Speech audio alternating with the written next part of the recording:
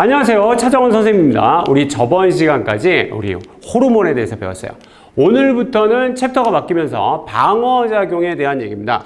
무언가를 막아보자, 방어작용입니다. 근데 뭘 막는 거냐면 병원체를 막아보자는 거예요. 병원체라는 게 뭐냐? 질병의 근원이 되는 물체라는 뜻이긴 한데 모든 질병의 근원이 되는 물체는 아닙니다. 질병을 잠깐 볼게요. 아프다는 거죠. 아픈 건 크게 교과서에서 감염성 질병과 비감염성 질병으로 나눠요.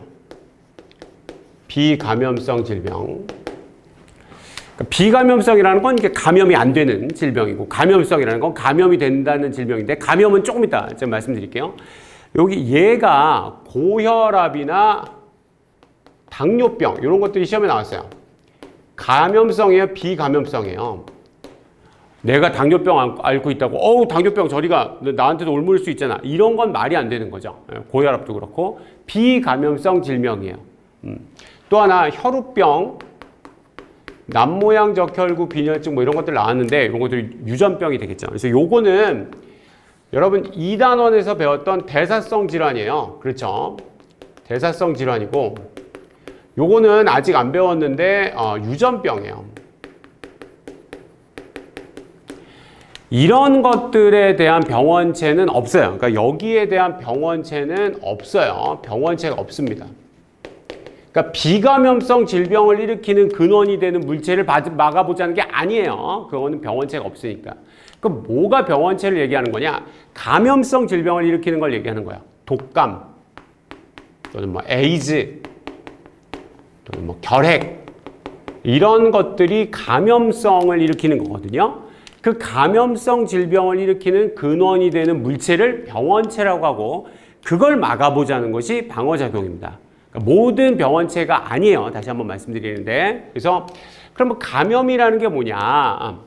여러분, 전염이라는 말과 감염이라는 말이 있는데 이걸 조금 나눠보면, 전염은 나한테 있는 그 병원체가 다른 개체한테 옮아가는 거를 우리는 전염이라고 합니다. 전염이라고 하고, 그럼 나한테 그 병원체가 들어왔어요. 근데 그 병원체가 증식하는 거를 우리는 감염이라고 합니다.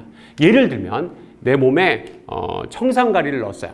뭐 그럴 리는 없겠습니다만 청산가리를 넣었는데, 청산가리 10g을 넣었어. 그럼 그 청산가리 10g이 내 몸에서 100g이 되고 1000g이 되고 더 늘어납니까? 아니죠. 그래서 우리는 청산가리에 감염됐다라는 말은 잘 안 하고 청산가리에 중독됐다, 뭐 우리가 이렇게 얘기합니다. 코카인 감염, 이렇게 마약류에 감염됐다는 얘기도 안 하죠. 코카인 중독이라고 얘기를 하는 거죠. 그러니까 감염이라는 말은 내 몸에 들어와서 걔가 증식에 성공해야 돼요. 그럼 그렇게 하는 병원체를 막아보자는 거예요. 그러니까 병원체는, 여기서부터 말하는 모든 병원체는 감염성 질병을 일으키는 거고, 내 몸에 들어와서 증식에 성공을 해야 하는 겁니다. 제일 작은 거부터 5가지를 얘기할 거예요. 제일 작은 거 프라이온이 있습니다. 그 다음에 바이러스, 그 다음에 세균, 그 다음에 원생생물, 마지막으로 균류, 곰팡이, 이렇게 5가지를 얘기를 하면 5가지를 아시면 되니까 잘 정리를 해 놓으셔야 되겠어요. 먼저 병원체 프라이온, 가장 작은 거부터 할 거예요. 가장 작은 거, 얘는 단백질만 있습니다. 단백질만. 뭐가 없다는 얘기냐면 핵산이 없어요. 그냥 얘는 그냥 단백질 덩어리야. 단백질 덩어리. 여기 왼쪽에 있는 스탠리 프루시너라는 교수님이 이 프라이온에 대한 정의를 이제 새롭게 하셔갖고 나중에 이제 노벨 생리학상을 받으신 분인데 아직 살아계시고요. 그러니까 소가 미치는 병이 프라이온의 대표적인 거예요. 광우병, 소가 미치는 겁니다. 예. 광우병 하면 프라이온, 이렇게 아시면 되겠습니다. 원래는 크라이스펠트 제이콥 디지즈라는, 그 크라이스펠트라는 의사와 제이콥이라는 의사가 발견한 병이 있어요. 예. 극심한 치매를 앓다 죽는 병인데, 이분이 그 CJD에 걸려서 죽는 환자를 보고 너무 이제 안타까워서 이거의 병원체가 뭘까라고 이제 여기에 이제 탐구를 시작을 하신 거죠. 그래서 나중에 이제 새로운 학설을 나타내는 겁니다. 이 광우병이라든가 크라이스펠트 제이콥 디지즈라든가 뭐 쿠루병이라든가 양이 걸리는 스크래피병이라든가 비슷한 병들을 이제 모아놓고 왜 얘가 이렇게 죽나 이렇게 알아봤더니 신경세포에 독특한 단백질이 쌓여서 죽는다는 걸 알게 돼요. 그래서 이분이 말한 학설이 뭐냐면 우리가 다 정상 프라이온들이 있다는 거야. 정상 프라이온 단백질이 있는데 무슨 일인지 얘가 비정상으로 바뀌게 되면 이 변형된 프라이온이 비정상이 된 애가 나머지 정상 애들을 다 비정상으로 바뀌면서 이 비정상 프라이온이 증식되는 효과가 있는 것 같다라고 논문을 썼죠.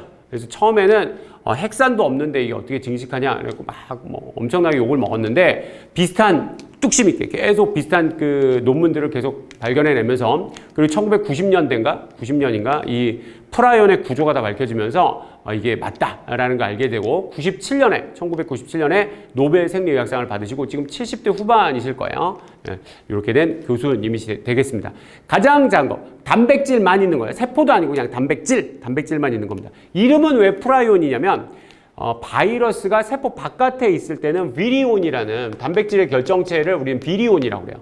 요게 프라이온은 단백질만 있다고 그랬죠? 단백질을 영어로 프로테인이라고 그러죠. 그래서 프로테인이 마치 단백질처럼 바이러스처럼 움직인다. 그래서 프로테인과 비리온을 합쳐서 프라이온이라는 합성어를 이제 새롭게 만들어내시고 이렇게 새로운 병원체의 발견을 했습니다. 두 번째는 바이러스입니다. 바이러스는 독감, 이거 많이 나왔습니다. 독감 진짜 많이 나왔고, 에이즈 진짜 많이 나왔습니다. 요거 좀 알고 계시면 되겠고, 최근에 홍역 되게 많이 나와요. 홍역. 그리고 또 광견병이라고 개가 미치는 거 있는데, 광견병 뭐 이런 것들이 있습니다. 이런 거 좀 알고 계시면 좋겠습니다. 바이러스는 이렇게 단백질 껍데기에 안에 핵산이 있죠. 핵산이 있는데 얘는 세포가 아니에요. 세포부터는 그러니까 이 다음에 나오는 세균. 세포부터는 DNA랑 RNA가 다 있습니다. DNA랑 RNA랑 다 있는데 바이러스는 DNA 또는 RNA 둘 중에 하나만 갖고 있습니다. 그래서 크게 바이러스는 DNA 바이러스냐 RNA 바이러스냐 이렇게 나누기도 합니다. 예, 그래서 그 둘 중에 하나만 갖고 있지 둘 다 갖고 있지는 않다. 이런 거 좀 알고 계시면 좋겠고 세포가 아니기 때문에 분열을 통해서 증식한다 그러면 무조건 안 돼요. 요거 되게 많이 나오는 겁니다. 아마 이번 시험에도 바이러스 병원체 나오면 분열을 통해 증식한다는 복이 분명히 있을걸요. 분명히 그으셔야 됩니다. 분열이라는 말은 세포에게만 쓸 수 있는 말이에요. 그럼 바이러스가 어떻게 증식에 성공하느냐? 여기 밑에 그림 잠깐 보시면 바이러스가 자기 유전자를 이렇게 쏙 집어넣어줘요. 유전자만 넣어줍니다. 핵산만 넣어줘요. 핵산만. DNA 또는 RNA만 자기 거 DNA, RNA만 넣어주고 숙주세포의 효소를 이용해서 이 DNA, RNA를 복제를 하게 됩니다. 복제를 하게 되면 얘가 요 안에서 유전자가 점점 많아지는 거죠. 핵산이 많아지는 겁니다. 근데 이 유전 정보가 뭐에 대한 정보냐면 자기 껍데기, 캡시드 껍데기를 만들 수 있는 정보예요. 그래서 그 껍데기들을 만들어내고 여기 이렇게 조립되면서 숙주세포를 찍고 나오게 됩니다. 이 용균성 생활사라고 하는데 이런 생활사의 방법은 바이러스가 폭발적으로 증식할 수 있지만 반면에 숙주세포가 자꾸 죽어간다는 그런 문제가 있긴 하죠. 근데 대부분 이렇게 합니다. 또 다른 생활사가 있긴 한데 이 정도만 알고 계시면 되겠어요. 그래서 바이러스가 이런 식으로 증식하게 된다. 분열은 아니다. 다시 한번 강조 드립니다. 바이러스를 없애는 항바이러스제라는 게 있긴 있어요. 있긴 있는데 일반적으로 그렇게 크게 효과가 그렇게 크진 않습니다. 왜냐하면 바이러스가 워낙 돌연변이를 잘하기 때문에 웬만한 그 약들이 잘 먹진 않아요. 예. 그래도 하여튼 바이러스라는 게 있다. 이렇게 알고 계시면 되겠습니다. 혹시 천연두가 나올까봐 말씀드릴게요. 천연두도 바이러스입니다. 천연두는 인간들이 극복한 유일한 바이러스입니다. 천연두는 1984년인가 1980년대에 WHO가 이제 지구에서 천연두는 끝난 것 같다라고 이제 발표를 할 정도로 천연두는 거의 끝났다고 보여지는 거죠. 근데 이게 왜 이걸 우리가 극복할 수 있었냐면 천연두는 사람만 걸려요. 다른 동물이 걸리지 않습니다. 그러니까 백신을 사람들한테 막 뿌렸을 때 천연두를 잡을 수 있었는데 지금 우리한테 이제 문제가 됐던 코로나라든가 이런 것들은 박쥐한테 있죠. 독감, 조류독감이라고 들어보셨죠? 새들도 인플루엔자를 갖고 있어요. 그리고 요거는 아프리카 초록 원숭이도 있대나 이런 것들 때문에 완치가 되긴 좀 어렵습니다. 그러니까 완전히 지구에서 박멸하기는 좀 어렵죠. 이런 바이러스를 같이 살아야 될 수밖에 없는 상황이 돼버렸습니다. 천연두라는 것이 있다. 얘도 바이러스다. 이렇게 말씀을 드려요. 세 번째는 세균입니다. 세균부터가 세포예요. 세포인데 원핵세포라서 핵막이 없습니다. 원핵세포는 핵막이 없는 걸 얘기하는 거예요. 애들이 자꾸 핵이 하나 있다고 생각하는데 전혀 그렇지 않고 핵이 없다고 해버려요.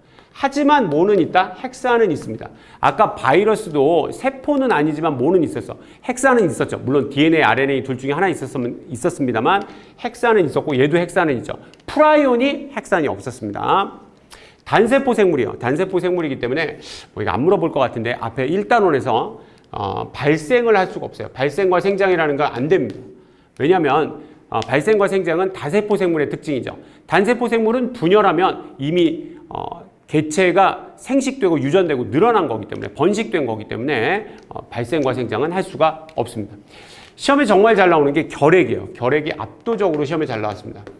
그 이유는 제가 생각할 때 우리나라가 이렇게 좀 잘 살고 OECD 국가에도 있고 GDP도 이렇게 세계 10위권 안에 10위권 언제나 있는데 이 결핵이 약간 개발도상국형 병이거든요. 근데 아직도 우리나라에 전 세계에서 이 한국 가면 결핵 조심해야 돼라고 뜨게 돼 있습니다. 그래서 결핵을 지금 없애려고 결핵률을 낮추려고 공익 광고도 가끔 보시면 공익 광고도 나옵니다. 공익 광고에 콜록콜록 뭐 감기인 줄 아시죠? 결핵일 수 있습니다. 꼭 병원에 가보십시오. 뭐 이렇게 공익 광고도 나오고 있어서 결핵을 없애려고 굉장히 노력을 하고 있습니다. 탄저병 탄저병에 대한 백신을 파스테르가 만들었고 파스테르가 이제 1단원에서 새로 또 등장했죠. 원래 예전에도 한번 있었었는데 파스테르가 또 새로 들어왔습니다. 파상풍, 녹슨 쇠 때문에 걸리는 거죠. 이런 건 우리는 웬만큼 예방주사 다 맞았어요. 파상풍은. 그래서 이런 것들이 시험에 좀 잘 나온다. 알고 계시면 좋겠습니다. 교과서에서 세균을 모양별로 좀 나눠놨어요. 이렇게 막대기 모양을 막대균이라고 하고 동그란 모양을 구균, 공 모양 구균이라고 하고 나선 모양 이렇게 있는데 그렇게까지 시험에 나오지는 않을 겁니다. 근데 교과서에 그렇게 써있긴 해요. 써있긴 한데 이렇게 모양별로 나눈다는 겁니다. 요 모양을 좀 알고 계시면 좋겠어요. 요 모양, 이 막대균에 대한 모양인데 이 막대균 모양이 여러 번 시험에 나왔기 때문에 이렇게 나오면 아 이거 세균이구나 이렇게 좀 알고 계시면 좋겠습니다. 세균을 없애는 유일한 약이 있죠. 항생제라는 것이 있어요. 항생제. 항생제는 세균만 없앱니다. 얘는 다른 거 못 없애요. 유일하게 세균만 없애요. 세균만. 바이러스, 뭐 이따가 나오는 원생생물, 뭐 곰팡이 이런 거 못 없애고 세균만 없앱니다. 최초의 항생제가 뭐죠? 페니실린이라고 있습니다. 페니실린이 이제 어떻게 작용하는지에 대해서 간단하게만 좀 말씀드리면 세균은 세포벽이 있어요. 이건 한번 듣고 잊어버리는 거예요. 세균은 세포벽이 있는데 식물세포 같이 셀룰로스가 아니라 펩티도글리칸이라는 세포벽이 있어요. 잊어버려요. 네. 펩티도글리칸이 세포벽이라는 게 있는데 이걸 만들려는 효소가 있겠죠. 이 페니실린이 이 효소를 차단시켜요. 그래서 얘가 세포벽을 잘 못 만들어서 나중에 숙주세포로 이제 우리 몸에 들어오게 되면 얘 안에가 우리 몸보다 좀 더 짜요. 그러니까 삼투압이 높아. 삼투 현상으로 물이 빨려 들어가서 이제 터져 죽게 되는데 여하튼 이렇게 되는 게 페니실린의 작용입니다. 그래서 펩티도글리칸을 만드는 세균만 죽일 수가 있지 다른 우리 몸의 진핵세포나 이런 것들은 죽일 수 없다. 이런 것들이 됩니다. 요 정도 아시면 많이 아시는 거예요. 왜 여기까지 얘기하냐면 교육청 모의고사에서 여기까지 시험에 나왔기 때문에 제가 여기까지 말씀을 드렸습니다. 세균 이렇게 아시면 되겠어요. 네 번째 원생생물입니다. 원생생물은 진핵세포예요. 그러니까 핵이 있고요. 있을 거 다 있습니다. 미토콘드리아도 있고 아까 세균은 미토콘드리아 없는데 그렇게까지는 물어보지 않을 것 같습니다. 예. 핵사는 당연히 있고요. 있을 거 다 있는데 단세포 생물이라는 겁니다. 얘도 발생을 할 수가 없겠죠. 말라리아 병원충이 이게 대표적인 그 원생생물에 대한 병증입니다. 병인데 매개곤충이 있어요. 모기에 의해서 옮게 되죠. 그래서 모기에 의해서 그 말라리아 병원충이 들어와서 통통한 우리 몸의 적혈구 안으로 들어가서 증식에 성공해서 적혈구가 자꾸 죽게 되는 뭐 그런 병이 있고요. 죽음에 이르게 되는 병이죠. 지금 중국에 계시는 이제 투요요라는 할머니가 우리나라에도 많은 개똥쑥이라는 쑥에서 그 말라리아 병원충을 없앨 수 있는 그 현재는 유일한 약이라고 제가 알고 있는데 그 약을 이렇게 만드셔갖고 뭐 노벨상을 받으셨죠. 중국이 최초로 노벨 생리의학상을 받았는데 그 투요요라는 할머님이 물론 지금 할머니라는 얘기예요. 예, 그 받으셨죠. 이렇게 말라리아 병원충이고 교과서에 수면병도 있습니다. 아프리카 수면병이 있는데 지금 제가 시험에 나왔던 유명한 것들만 말씀드리는 거고요. 수면병은 채채파리라는 파리에 의해서 옮는 병이에요. 파리가 꼭 찌르면 그 수면병을 일으키는 기생충이 이렇게 들어와서 뇌의 자리를 잡아서 창 하나로 사자도 죽이는 막 굉장한 아프리카 전사가 점점 졸려하면서 한 달 이상을 잠을 자게 되고 결국은 그걸로 죽게 되는 게 아프리카 수면병입니다. 요것이 원생생물이다. 이렇게 말씀드렸어요. 원핵세포랑 헷갈리지 마세요. 원핵세포와 원생생물은 좀 다릅니다. 다섯 번째, 마지막으로 균류, 곰팡이가 있어요. 예. 요즘은 곰팡이라고 나오는데 혹시 생물 선생님이 약간 나이가 있으시면 균류라고 얘기할 수 있기 때문에 둘 다 좀 아시는 게 좋겠습니다. 대표적인 건 무좀이 있어요. 얘는 진핵 다세포이기 때문에 있을 거 다 있습니다. 요거 없애는 항진균제라는 약이 있긴 있습니다. 교과서에 있긴 있는데 항진균제는 시험에 잘 나오긴 좀 어려울 거고 항생제, 아까 세균 없애는 항생제 좀 잘 아시면 되겠습니다. 무좀이 단순히 이쪽 발가락에서 이쪽 발가락으로만 없는 정도가 아니라 사실은 뭐 확률은 좀 낮습니다만 한 입을 덮고 자는 부부 사이에서 그러니까 남편 발에 있는 무좀이 아내 발에 옮길 수도 있습니다. 그래서 웬만하면 무좀은 치료하시는 게 가장 좋겠는데 단순히 바르는 것만으로는 치료가 잘 안 돼요. 그래서 먹는 것도 필요한데 그 먹는 게 항진균제라는 약이 있어요. 근데 이게 좀 독해서 간에 좀 치명적입니다. 그래서 무좀을 없애려고 피부과 가서 바르는 약과 항진균제 처방을 받으셨으면 반드시 하지 말아야 될 짓이 술 먹으면 안 돼요. 간에 너무 안 좋습니다. 항진균제가 그렇지 않아도 간에 영향을 주는데 거기다 술까지 먹으면 굉장히 큰 문제가 벌어질 수 있어요. 나중에. 그래서 항진균제 이런 것들이 있다. 이 정도 아시면 되겠습니다. 다시 한번 말씀드리는데 프라이온, 광우병, 바이러스, 독감, 에이즈, 홍역, 광견병, 세균, 원생생물이고 얘가 결핵, 그리고 탄저병, 파상풍, 그리고 원생생물, 말라리아 병원충, 매개곤충, 모기, 그 다음에 마지막으로 균류, 곰팡이, 무좀 이렇게 좀 아시면 준비가 잘 될 겁니다. 이런 것들을 막아보자는 게 방어작용이고 다음 시간부터 이런 것들을 막아보는 거를 한번 공부해 보도록 할게요. 여러분 오늘 수고했습니다. 차정원이었습니다.